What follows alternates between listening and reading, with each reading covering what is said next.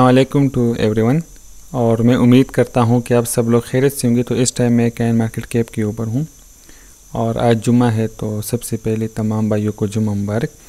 तो खैर इस टाइम 24 आवर में परसेंट के हिसाब से बिटकॉइन की जो करंट मूव चल रही है तो वो आज 4.09% डाउन चल रही है। इथेरियम भी 4.50% डाउन है और बाइनेंस BNB कैन जो है वो 1.71% जो है डाउन चल रहा है। तो खैर अब आते हैं ट्रेडिंग व्यू चार्ट की तरफ और आइए देखते हैं कि आया हमारा स्ट्रक्चर जो है वो ब्रेक हुआ है या नहीं ब्रेक हुआ है।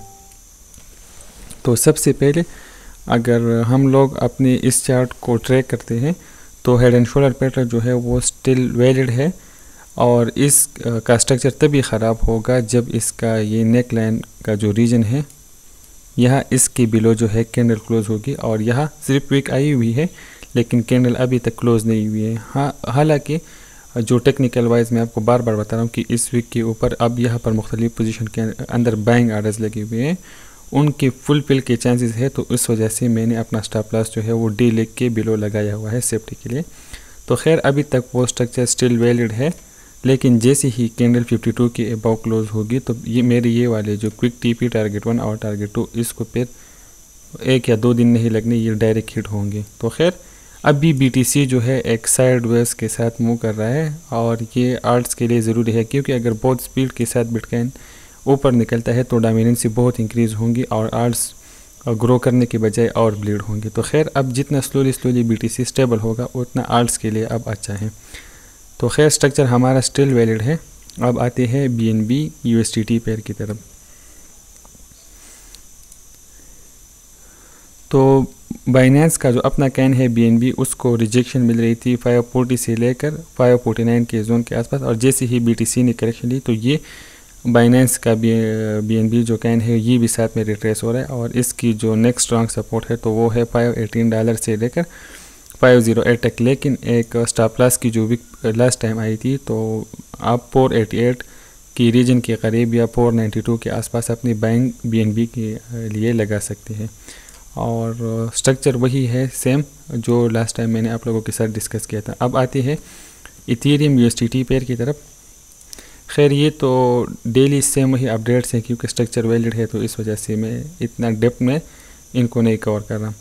तो इथेरियम जो है अब अगेन अपनी रेंज बाउंड वाले एरिया में आ रहा है और इथेरियम को जो स्ट्रॉन्ग सपोर्ट है तो वो है 3639 के आसपास और ये वाली एरिया जब इसके अंदर ये ट्रैप होगा तो अभी जिस पॉइंट के ऊपर ये खड़ा हुआ है मार्केट प्राइस 3839 के ऊपर तो ये वाली एरिया फिर इसके लिए अगेन रेजिस्टेंस होगी। लेकिन खैर अभी ये ट्रैप नहीं हुआ है तो एज अ सपोर्ट इसको ये अभी ले सकता है इस एरिया को।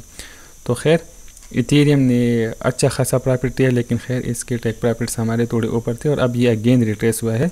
अगर ये इंक्रीज़ और रिट्रेस होता है तो हमारे जो बाइंग आर्डर्स है जो कि 3504 से लेकर 3639 तो वो वाले लिमिट से ट्रिगर करेगा इंशाल्लाह। तो अगर वो ट्रिगर होती है तो फिर एक साथ हम इससे प्रॉफिट इंशाल्लाह कैच कर लेंगे। अब आते हैं कुछ कैन की तरफ जिन के बारे में आप लोग बार बार रिक्वेस्ट करते हैं तो मैं कोशिश करता हूं कि साथ में वो वाले कैन जो है मैं आप लोगों के साथ डिस्कस कर लूं। तो IOTX जो है ये मेरा पर्सनल फेवरेट पेयर है और इसके अंदर बहुत ही हाई पोटेंशियल है और ये बहुत ही अच्छा परफॉर्म करेगा। तो IOTX की स्ट्रॉन्ग सपोर्ट को इसने डबल टेस्ट किया है और अब अगेन ये अपने अपवर्ड मोमेंटम की फ्लाइट में है। तो IOTX को जो सबसे पहला रेजिस्टेंस है तो वो है 0.15687 के आसपास। तो खैर आप IOTX कैन के अंदर अभी एंट्री ले सकते हैं और ये अभी जो है एक अपवर्ड मोमेंटम की शक्ल जो है लेगा। मेरी यही कोशिश है कि आप लोगों को टाइम के ऊपर हिडन जेम दिखा सकूं जो कि अदर एक्सचेंजेस के ऊपर है और आप कोशिश करें कि क्यूकॉइन के ऊपर अपना अकाउंट ज़रूर लाजमी बनाएं क्योंकि क्यूकॉइन के ऊपर कुछ कॉइन्स है जो कि अभी बहुत चीप है। अगर आप लोग टाइम के ऊपर उनमें एंट्री लेते हैं तो आप लोगों को अच्छा प्रॉफिट होगा। तो सबसे पहले नंबर पर जो है वो KDA कॉइन है, केडीना। तो खैर अभी तो ये रिट्रेस हो रहा है और आप लोगों के पास अच्छी बाइंग अपॉर्चुनिटी है इस कॉइन के अंदर। आप इसे अगर बाय करना चाहते हैं तो $9 से लेकर $8 के आसपास लिमिट्स लगा रहे और इन केस ये रिट्रेस होता है तो $5 और $3 के ऊपर आप इसे बाय करती जाइए। ये लॉन्ग टर्म में बहुत ही अच्छा कैन है। साथ में एक और कैन जो है ब्लॉकटोपिया, तो ये एक मेटावर्स का प्रोजेक्ट है, शायद आपने इसका नाम सुना होगा और ये बहुत ही अच्छा परफॉर्मिंग कैन है और ये हाइप में था और अभी अगेन रिट्रेस हुआ है, तो इसके अंदर आप लोगों के लिए अच्छी बाइंग अपॉर्चुनिटी है। ये इनकी वेबसाइट है, आप लोग इसे एक मरतबा ज़रूर इसकी वेबसाइट विज़िट करें और इसको देखें। तो खैर ब्लैक कैन को मैं अगेन ओपन कर लेता हूँ इधर। तो ये ब्लैकटोपिया का जो कैन है ये काफ़ी अच्छा खासा रिट्रेस हुआ है और अभी अपनी आलमोस्ट सपोर्ट की जो जोन्स है उनके ऊपर है। तो 0.058 के आसपास आप इसके अंदर एंट्री लें और अगर ये नीचे आता है तो आप 0.034614 के आसपास इसके अंदर DCA करें। अब आते हैं कावा USDT पेयर की तरफ, और ये जो है बहुत ही अच्छी बैंक जोन के अंदर है। और अगर आप लोगों ने इसके अंदर एंट्री करनी है तो कुछ एंट्री आप अभी मार्केट प्राइस के ऊपर कर दें और इसकी जो स्ट्रॉन्ग सपोर्ट है 3.201 से लेकर 3.385 की जोन के आसपास आप इसकी अपने जो है बाइंग ऑर्डर्स लगा दें। और इसका जो पहला रेजिस्टेंस है तो वो है 4.57 के आसपास। नेक्स्ट जो इसका रेजिस्टेंस है तो वो है 5.32। तो यहाँ पर आप इसकी सेल लिमिट्स लगा सकते हैं शॉर्ट टर्म अगर आप इसके अंदर ट्रेड करना चाहते हैं। एक और जो कैन है GRT USDT पेयर, तो ये पेयर जो है बहुत ही अच्छा परफॉर्म कर रहा है और अभी जो है सिर्फ रिट्रेस हुआ है। तो अभी अपनी स्ट्रॉन्ग सपोर्ट जोन के ऊपर है, मार्केट प्राइस के ऊपर आप इसके अंदर एंट्री लें।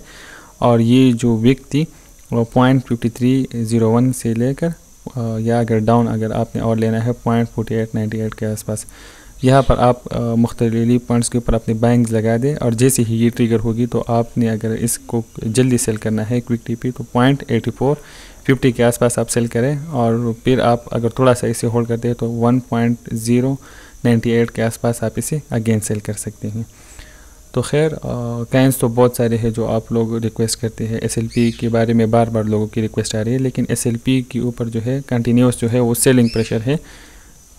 एक मिनट इसको मैं ओपन कर लेता हूँ क्योंकि इस कैन के ऊपर बार बार रिक्वेस्ट आ रही है। अगर हम इसका मंथली डेटा ट्रैक करें तो असल में XZ गेम जो है जितनी ज़्यादा लोग उसको खेलेंगे उतना ही सेल प्रेशर जो है इस कैन के ऊपर आ रहा है। तो खैर इसके ऊपर मेरी सर्च जारी है और जैसे ही कंप्लीट होगी तो मैं आपके साथ इसकी पूरी एनालिसिस जो है इंशाल्लाह